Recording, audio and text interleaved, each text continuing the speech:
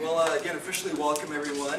And if you don't know me, my name is Mike Blount, and just a little bit about me and why I'm here covering this topic tonight.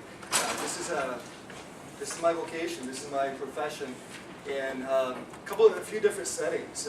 I work with men and women over at Messiah College with sexual addiction issues, and also here at West Shore. I've been here at West Shore for about 14 years, and part of the counseling ministry here is specializing in sexual addiction, sexual identity things, the whole gamut of sexuality. That's kind of what I'm known for here at the church. So we don't broadcast it too loudly, but anyway, that's my role. And my background training, before we moved here to work in this area, my grad and undergrad was out of Minneapolis, Minnesota, where a lot of the churches started talking about sexual addiction, and did some training with some of the good sexual addiction gurus there in Minneapolis, and really felt a call and a burden to want to leave where we were living and move to a different part of the country that there was a great need. And so we really sensed that was around here in central PA. So that's a quick little overview. Times have changed a lot. Things that we'll talk about tonight, when I did this talk like 5 and 6 years ago, there's all kinds of new stuff to talk about. Things have changed dramatically. So I study, I don't study porn, I study sexuality. I look at trends, I look at our society, I look at culture, see what's going on in the media. And what's been fascinating and heartbreaking at the same time is to see, especially over there at Messiah College, 17, 18-year-old men and women coming in, talking about their issues of sexuality and sexual addiction, and when it started, which is during these middle school years. And so that's why I'm talking with Tim, really wanted to come in and for us to talk collectively. I don't have all the answers. We, as parents, I hope tonight we can talk about this, just beginning to kind of the tip of the iceberg, because this is a huge topic. I mean, I could be here all day and told him this is really, really hard for me because I only have 40 minutes and barely touching this topic tonight. So what we're going to do, I'm going to put up some more recent statistics that just came out. I found them this past week from an annual report that was just really eye-opening and disturbing, but also very truthful. I can just, from the clients that I worked with, the statistics and everything I'm going to put up here in a minute, it's true. And it just, again, it's alarming, discouraging, but also as believers, I really hope that we can be about redeeming sexuality. God created that, and it's good, and it's wonderful, and how we as believers can help our teens to grow up with a mindset and an attitude of their heart towards each other, with respect and love, and enjoying sexuality later in marriage. But it's been sad, the stories. And so tonight, I hope it's not too discouraging. I hope we can laugh and have an enjoyable time too. And as we go, again, if you have any questions, there's little yellow pieces of paper on your table, jot some down, put them in the envelope, and after Keith is here presenting tonight too, we'll collect all the questions and try to respond to them, and the church will send them out to everyone who's here, because we probably won't have time to respond to all of that tonight. Let's get started. I call these the sexual earthquake years, and I'll explain that here in a minute. Tim mentioned this about the 2 Timothy, and this is what we need to do. How are we going to help equip our sons and daughters to run, to be able to step away from some of the challenges that they're facing in culture and school and at home that you may not even be aware of? And so we want to help start some of that tonight. These are some interesting statistics that are very alarming that I was mentioning a second ago, and I don't know if everyone can see it. This is from Covenant Eyes. I don't know how many of you are familiar with Covenant Eyes. A few of you are. It's a great resource. I appreciate their ministry, and they put together a 2015 report with some of their surveys and statistics. And it's heartbreaking when you read these and to think about what our daughters and sons are being exposed to. take a minute and read through that.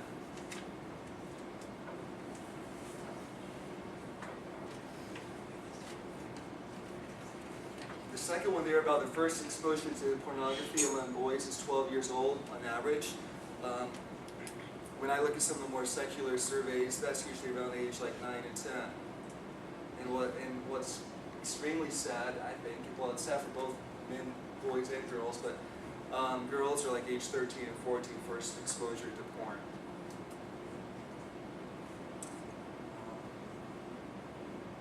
And if you look at your group sex online, same-sex intercourse online, bestiality, child pornography even, all of that is just really getting into the minds of our youth as that's what you do, that's normal.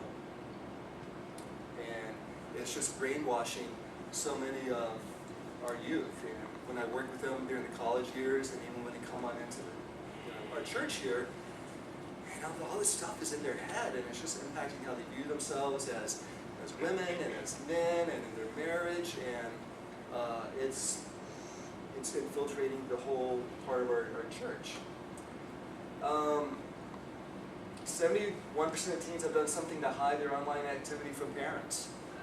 So you may not even know what your son or daughter may be doing. Anything there that stands out? You're surprised by? Actually, I don't know if I'm surprised or not, but why do you think it's consistently, the percentages are consistently higher for boys versus girls? Yeah, we'll get to that in a little while, but some of that is the curiosity piece, the peer pressure piece, and it seems to start a couple of years earlier for boys. Some of that's just the hormonal changes that are going through. A lot of it's the peer pressure. Being exposed to porn at school, on the buses, by older kids in the family, that type of thing. And then they're hooked. I mean, neurologically, the way young boys are wired up during that age, they're hooked for, I don't say life, but that's part of the porn industry's goal is we can get these young kids hooked on porn. Now, we'll get them for the rest of their life. And if we can get them really sexually confused in their mind, we've got an online revenue stream with all these types of sex stuff. So it's about money at the end of the day, so the sooner they can get them hooked. And that's kind of what I study at times is talking to the people who produce porn and seeing what they do, and it's all about money at the end of the day. So anyway, what else? Anything else? It's really heartbreaking when you read this stuff. Yes. I'm actually surprised that the percentage for receiving a sext is so low. From having an older child, I'm really surprised that that's very low. Yeah, the 20 and 30. 20. I know. I was shocked by that too because I've seen that 50 to 60% in some other surveys. Okay, let's keep going here. And this is, I try to foresee, where are we headed? And what will this look like in the next 2 or 3, 4 years? And this is true. I have seen it recently in the past year or two, the number of students, young adults, and teenagers who are a lot more into adult video chat because of their phones. So they're doing all kinds of sexual activity with other people through their phones. So, prediction is it's going to keep compounding at an annual growth rate of 25%. So, it's like you have complete accessibility to anything you want to do or look at right on your phone. So that's a big issue nowadays. Accessibility, that's what's changed a lot in the past 5 years. Every time we all probably go out shopping for phones, and most of them you have to buy the data plan and the smartphone and all that.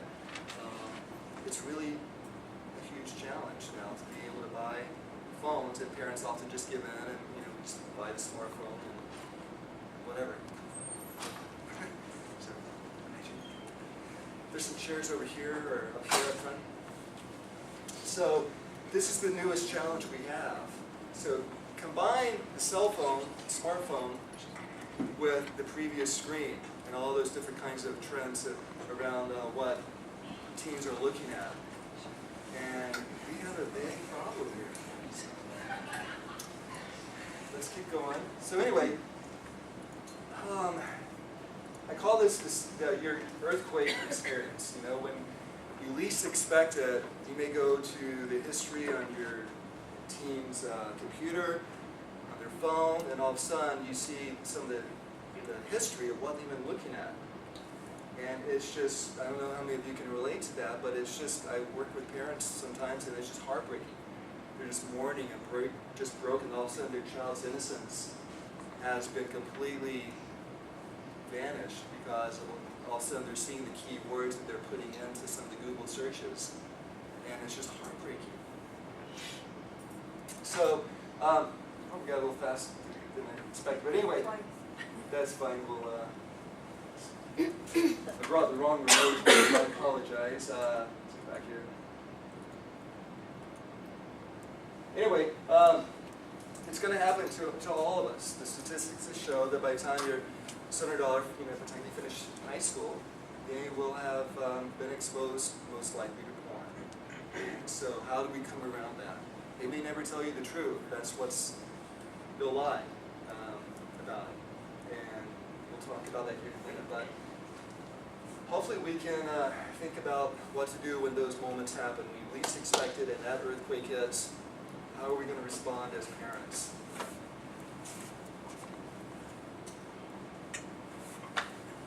Alright, so for I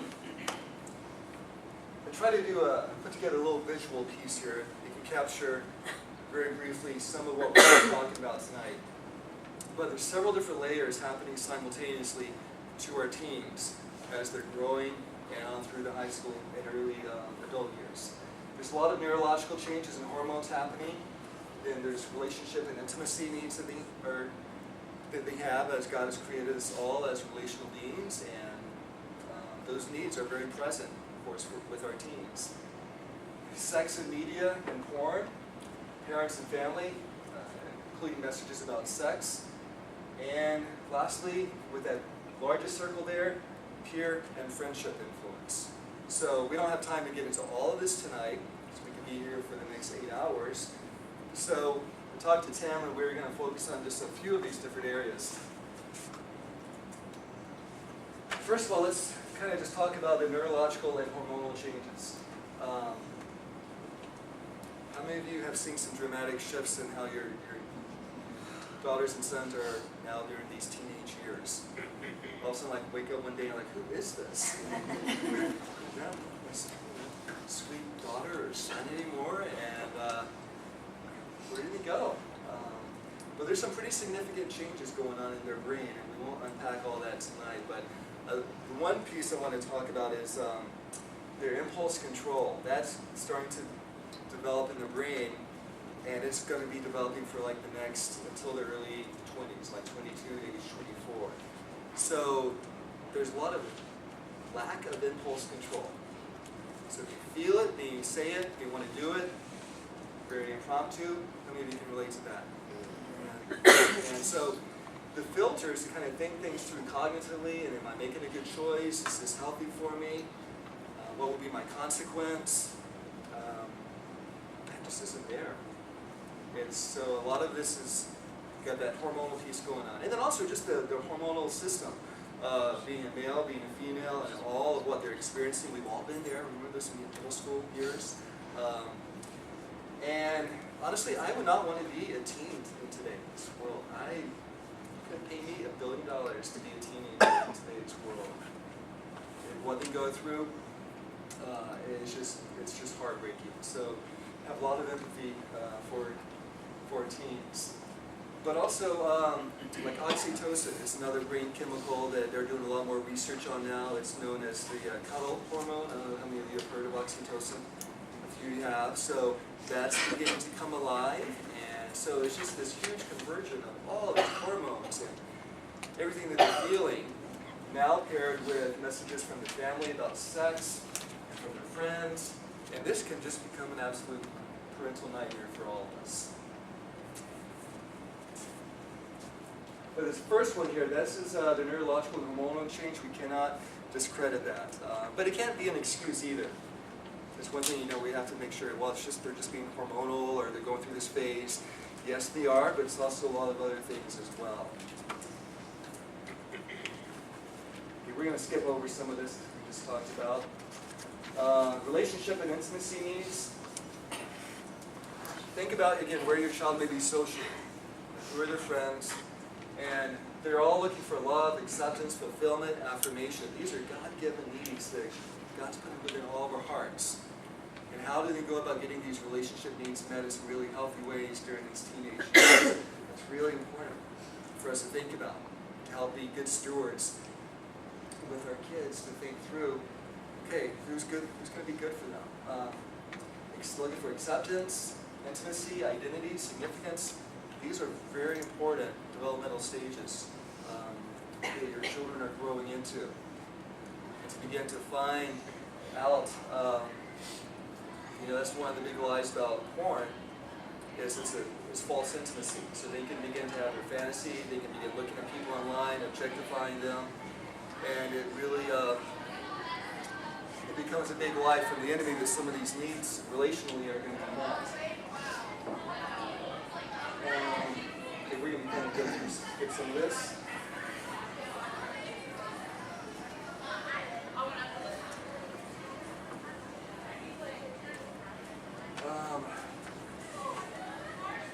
I don't want to assume anything here, but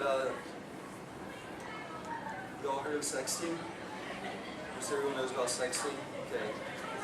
Sexting with cell phones, that's been the big thing that's come out in the past 3 to 4 years. I'm sure everyone know what I'm kind of talking about here.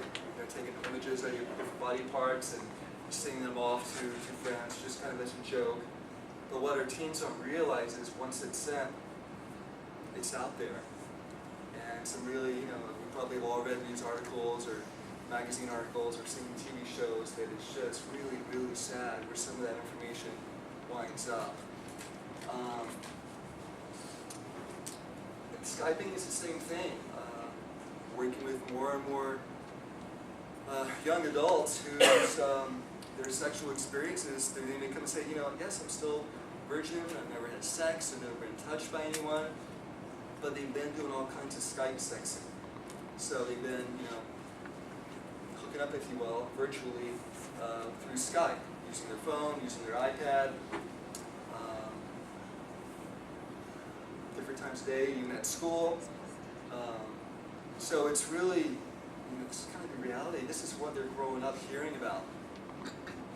Public school and also in private school as well. I work with a lot of Christian families whose kids are in private school, and this is not any different at a private, Christian school than it is in public school.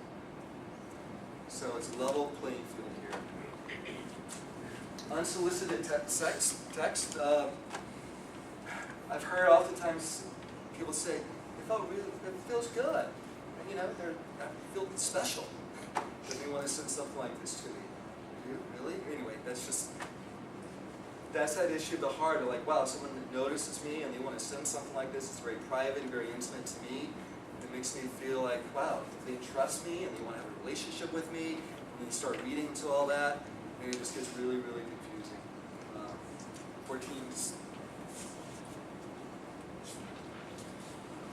Okay, let's keep going here. Peers and friends. I want to get to the family piece here in a minute.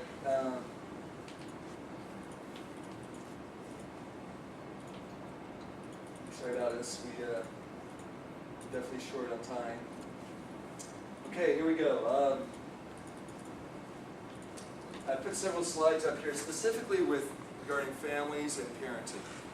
And from over the years and working with families and working with parents, and also talking to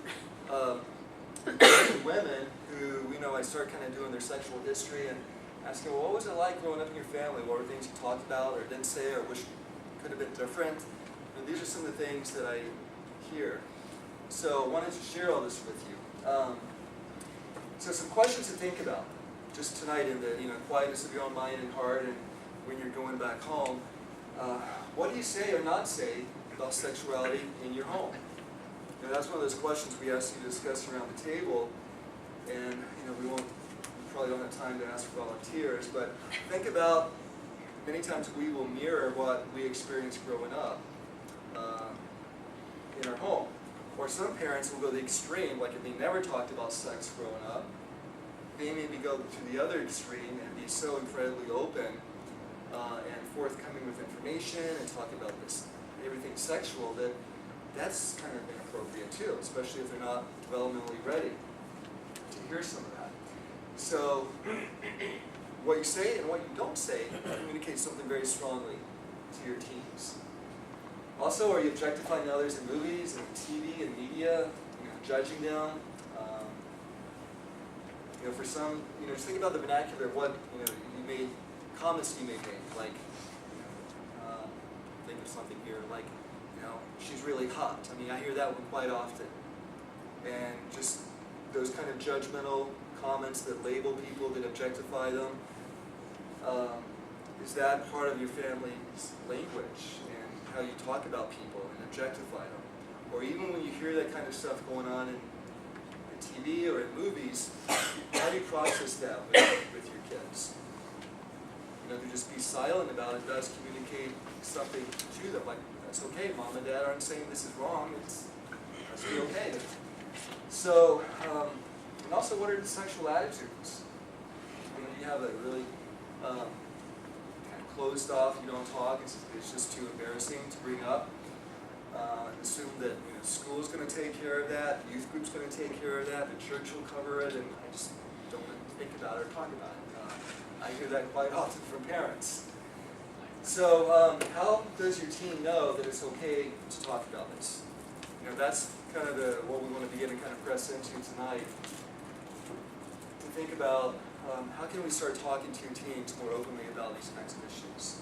Like tonight when you walk out of here, or when you start going through some of the next 2 weeks of the series that they're doing here in the youth group, how are you going to process that and talk to them about? And understanding especially the power of shame and secrecy. And by shame, what kind of messages are you communicating to your son about, like, think of an example, like if I ever see you looking at, anything, like porn or anything inappropriate on your computer, you're going to be grounded for a year, or you're going to throw out your laptop. Or, threats like that creates it's a very shaming kind of message, and especially for boys, it shuts them right down. And that wall of communication with any shame-based message goes a mile high and a mile deep, and you'll never connect with them again on these kind of issues. So you have to be really careful kind of language that you use, that it doesn't shame them. If anyone here has a son, you know how hard it is to just get them to talk about normal day-to-day things. So to talk about this is going to be even more challenging. So how do you invite them and pull them in to know that this is a safe conversation to talk about? It's a better challenge. And also communicating to your teen that their identity and their value and their worth first and foremost comes from Christ and Christ alone. And to open up conversations with them to realize, if things begin to, if you're getting tempted and you're having some problems and challenges in this area, that we love you, there's a lot of grace, and we want to that's not your identity. Your value and worth is not from what you've looked at, but it comes from Christ and Christ alone. So, kind of have to strike that balance of definitely affirming them and helping them to grow in their value that's in Christ first and foremost. So they know and they can receive that love and that grace from all of us as parents first. That's going to help the conversation. Okay, see how much time we have here.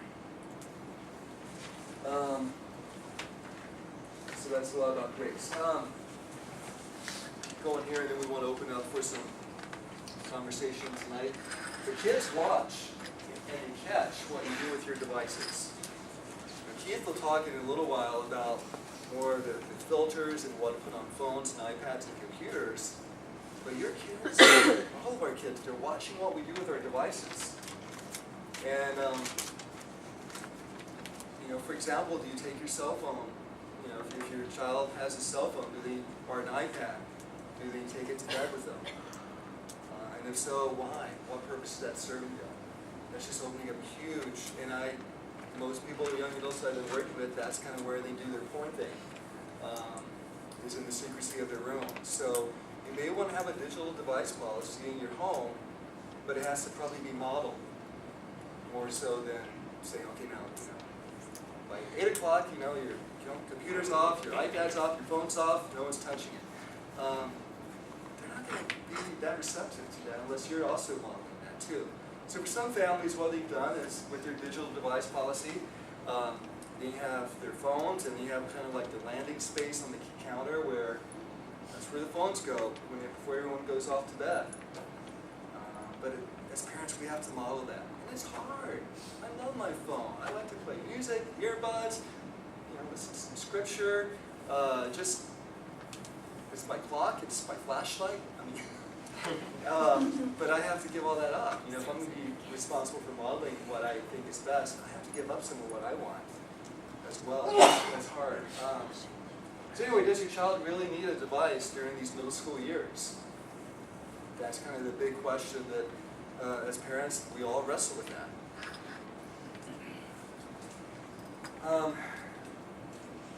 So, breaking the silence and talking first without any kind of pressure or expectation. So, for example, tonight in these forthcoming weeks, how can you break the silence with your daughter or son and just generally, casually say something about maybe what you went through here, what you learned tonight, or maybe what they're learning, but without any expectation to have any response back. So you may have to want to really communicate that strongly, so that you may have to lower your expectations that they're going to all of a sudden open up and talk about things, and it's not going to happen. But you want to begin to model that you're a safe person, mom and dad, or aunt or uncle, to be able to talk about these kinds of things. So let them know that you're available and you don't want to be judgmental. You're there if they're struggling with these kinds of things, to talk about it. Even your body language and your facial expressions can really send a strong message to your daughter or son. The first time you ever, again, look at the history on their computer or iPad, see what they've been Googling.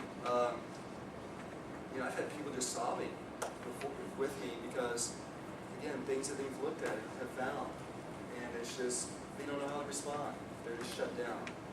So, but don't shut down. You got to keep these conversations going. This is hard work. Probably all of our parents didn't have to have these kind of conversations with us as much. Parenting is really, really hard these days.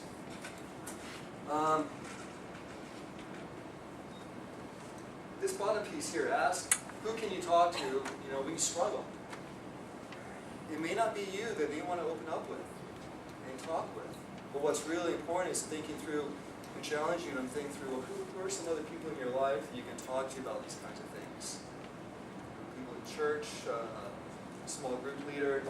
So what you want to begin to do is think, helping them have some responsibility and ownership, where you're planting thoughts in their mind of, oh yeah, probably maybe should have someone else in my life that is a friend or a small group leader that I can talk to.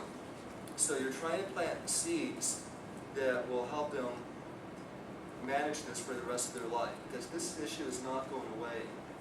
So you want to begin to lay out this foundation where they are taking some ownership and responsibility for self-managing this.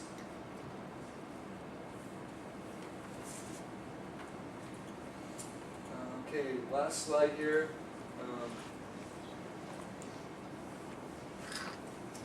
Breaking the silence on difficult issues. That's hard. It's really hard to break that kind of silence and to ask outright, hey, are you looking at anything that's inappropriate, or any nude pictures of men or women on your computer, on your device? But if you can have enough grace and courage to just start cracking that door open a little bit when they're developmentally ready. Sometimes, and I've been there too, I want to live in denial, that my daughter is still that cute little 5-year-old and not a 16-year-old. But we have to kind of come out of that parental denial and talk about these things. That's just part of being a responsible parent. To bring up topics like sexting, selfies with teens, and to just be really casual about, hey, have you ever received any kind of sexting messages or any inappropriate selfies from others? But do it in a way that is good in terms of how you communicate with your son or daughter. we all have our own personalities, and they have their personalities, so, you don't want to be all necessarily all serious about it. And in a place and time that's appropriate. Some of the dads I talk to, helping them with this, and their sons, I'm like, well, where can you go? Which is a really kind of casual place to just, like on a drive, if you're taking a road trip somewhere, just saying, just kind of putting this out there, just talking about it. Not seriously, but just letting them know that you're not afraid to talk about it, and that you want to talk about it, you want to be there for him or her. And it may just be like, fine, right? That's the favorite word, right? Fine, usually. But you're planting the seed, and so that's what a lot of these years are about, doing some seed planting, where we can let them know that it's okay to talk about this without shame. You don't have to feel guilty about it.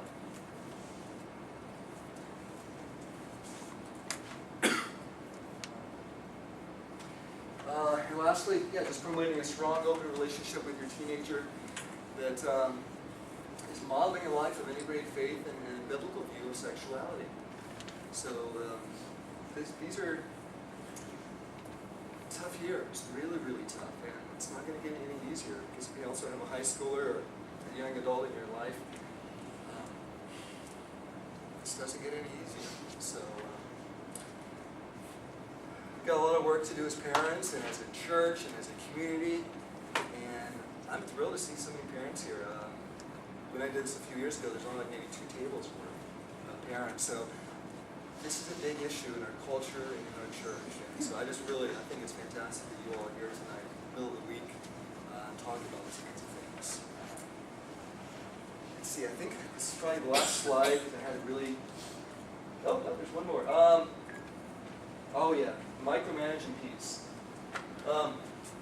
Be really careful not to become the micromanager in the family with these issues. And I know some parents who are, they're spending a lot of time on their child's device, going through the computer, going through all their texting messages, looking for any evidence of anything, and barraging their children with questions every day.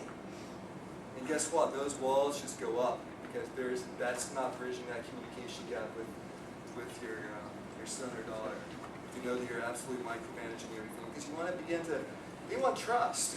They want to be trusted, and I would encourage you to talk about that. Like, hey, I really want to be able to trust you with this. If ever you're feeling challenged in that area, let's talk. Or I can help you find someone to talk to about this. But you want to create that atmosphere of trust. But be careful not to micromanage a whole lot, because then you become a bit of a co-addict almost with this kind of issue. And I see spouses doing this when sexual addiction is part of the marriage.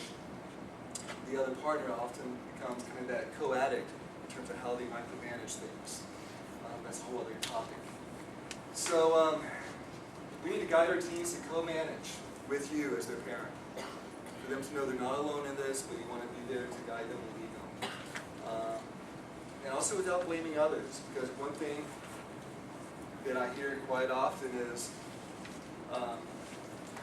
from the young men is that they want to blame everyone else in the world because of their sexual temptations. They want to blame the way girls are dressing or the way that they look. And I really give them a lot of pushback because you're blaming how women are looking for your own struggle. You have to be responsible of your own dad, look within your own heart and deal with your own issues and your own heart issues. And to stop blaming others for your addiction.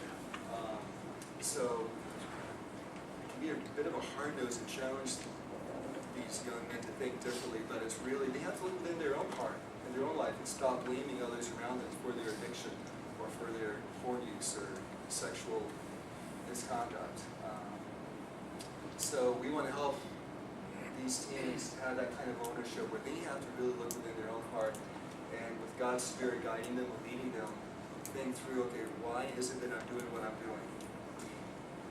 And to answer that, just kind of laying the groundwork for maybe another conversation sometime would be triggers that your son or daughter may be going through that will lead them towards wanting to look at porn and to start acting out sexually with a partner or through Skype or in masturbation.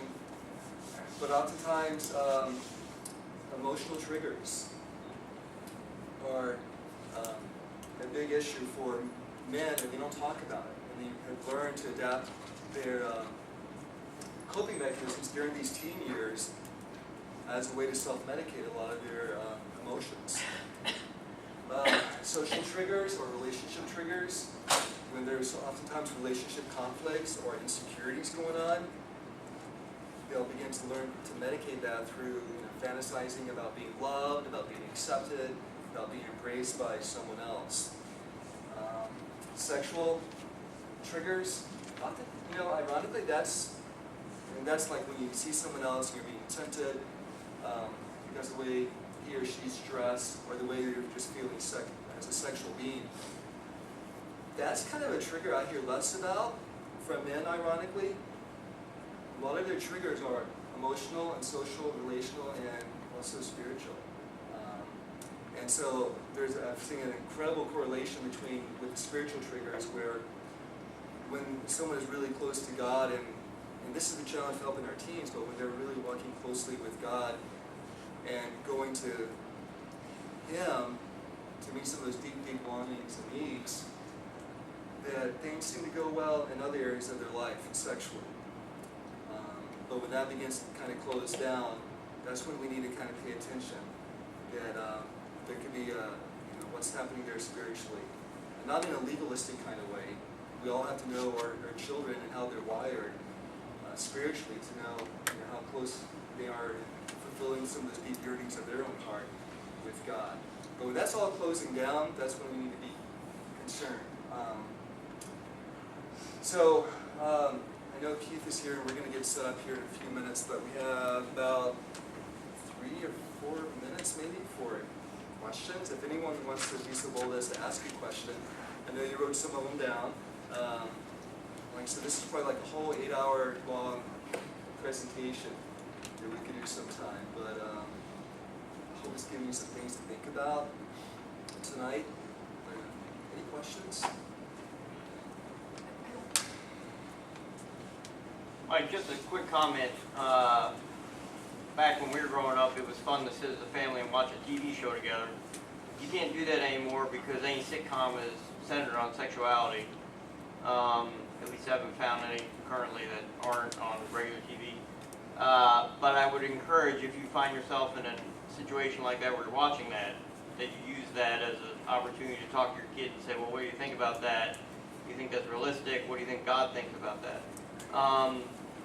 That's a whole nother, keep going. That's a great avenue of conversation, just to normalize. Let's talk about it. The question I have for you is, I'm guessing you said at the beginning you've done all kinds of counseling. And I don't know if you've gotten into dysfunction, sexual dysfunction within marriage at all. But I'm curious to know, in instances like that, does a lot of it stem from what they started with in junior high, or does a lot of it stem from their environment growing up and how their families treated the topic? That is a really good question, and thinking how to respond. What's been just devastating to see, and it kind of relates to this. The number of young, I'll just say men especially, who have a erectile dysfunction in their 20s because of too much porn during these teen years. Where they come into a marriage and they're having significant dysfunction. It's like a healthy, normal, 20-year-old or 25-year-old. And it's because their brain has been so wired up around porn and sexual images that they cannot have a normal kind of sexual relationship with their spouse, because they got all this stuff going on in their head that they've been exposed to since age 10, 11. And so, but that's part of the porn industry's tactic, because again, if we can get men to start having sexual dysfunctions and impact their marriages in their 20s, that's great, because then the whole pharmaceutical industry is going to experience an increase in their revenue as well. So it's been fascinating as I've done a lot of research to kind of see that, okay, let's get everyone on, Viagra. It's benefiting the pharmaceutical industry too, but there is how the brain, and we don't have time to do a whole neurological study, but I love talking about this neurologically and looking at how God has wired our brains as human beings, and all these incredible studies that have been done in the past 10 years to look at brain pathways related to sexuality and porn and sexual responses. And you can see why this stuff is a big problem for those in impacting their marriages when they're newly married and in their 20s. The good news is, our brains are just incredible, and God can restore some of those pathways and bring healing there. A lot of these studies are not even from anyone that's a Christian. They're all very secularized. But as you look at these, you can see some real strong correlations with how God is about redeeming and restoring and making things new. And the brain can begin to go back to the way that God originally created it before all this stuff happened in the brain around porn. So anyway, that's a long answer, but was that helpful at all? Yeah, it definitely does impact marriages and sexual dysfunction, absolutely. Maybe one more quick question. Obviously, I would imagine prevention is the best, so the earlier you can, intervene before something like this. But is there hope? Like, let's say an 11, 12, 13-year-old, you do find out it's already been going on. What, in your experience, is there hope for that kid? Can that be reversed, I guess? What is the... Yeah, if you're realizing, okay, a 10, 11, or 12-year-old, and this has been going on, yeah, absolutely. And that's where, beginning to talk about it, breaking the silence on it. Not in a shaming way, because if you are inducing any kind of shame, so those walls go up, they'll shut down, they'll take this into a much deeper, darker place. So being able to talk about accountability, having healthy relationships with others that they can talk to. They may never want to talk to you again, or as parents, but as long as you have someplace counseling will else. often come into play. Yeah, absolutely. It's hard for teens to talk about these kind of issues. We probably need to close up here, but I know Tim has pretzels and popcorn and everything on the counter. We are going to switch gears here. Keith's going to come up and go to part 2. So take a break if you need to, and turn it over.